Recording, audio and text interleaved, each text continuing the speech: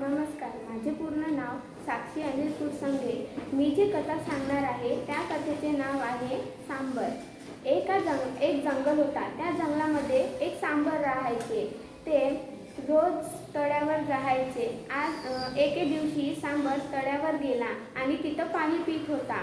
त्याला मागे वाघ दिसला, तर वाघ त्याच्या मागे पडू लागला.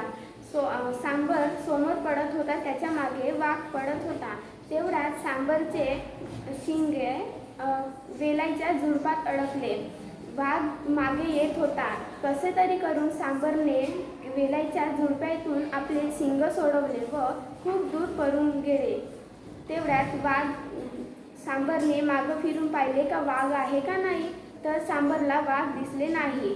तेव्हा सांबरला वाटलं की माझ्या शिंगाने तर आज मला जीवाचा धोकाच दिला होता. माझे पायाला मी जे म्हणत होते त्यांनीच मला आज वाचवले.